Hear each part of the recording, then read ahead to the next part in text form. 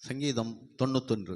உன்னதமானவரின் மறைவில் இருக்கிறவன் சர்வ வல்லவருடைய நிழலில் தங்குவான்.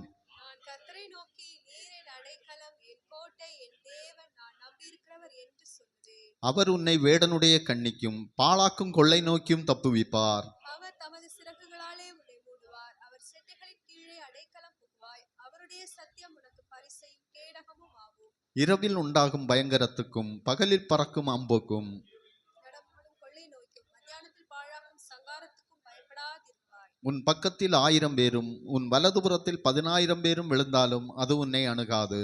கண்களால் மாத்திரம் நீ அதை பார்த்து துன்மார்க்கருக்கு வரும் பலனை காண்பாய். எனக்கு அடைக்கலமாயிருக்கிற உன்னதமான கர்த்தரை உனக்கு தாபரமாக கொண்டாய். ஆகையால் பொல்லாப்பு உனக்கு நேரிடாது, வாதை உன் கூடாரத்தை அணுகாது. உன் வழிகளிலெல்லாம் உன்னை காக்கும்படி உனக்காக தம்முடைய தூதர்களுக்கு கட்டளையிடுவார். உன் பாதம் கல்லில் இடராதபடிக்கு அவர்கள் உன்னை தங்கள் கைகளில் ஏந்திக் கொண்டு போவார்கள். சிங்கத்தின் மேலும் விரியன் பாம்பின் மேலும் நீ நடந்து பால சிங்கத்தையும் வலு சர்ப்பத்தையும் மிதித்து போடுவாய். வாஞ்சியாய் இருக்கிறபடியால் அவனை விடுவிப்பேன். என் நாமத்தை அவர் அறிந்திருக்கிறபடியால் அவனை உயர்ந்த அடைக்கலத்திலே வைப்பேன். சேர்ந்து வாசிப்போம். அவன் என்னை நோக்கி கூப்பிடுவான், நான் அவனுக்கு மறு உத்தரவு அருளி செய்வேன். ஆபத்தில் நானே அவனோடு இருந்து அவனை தப்புவித்து அவனை கனப்படுத்துவேன். நீடித்த நாட்களால் அவனை திருப்தியாக்கி என் ரட்சிப்பை அவனுக்கு காண்பிப்பேன்.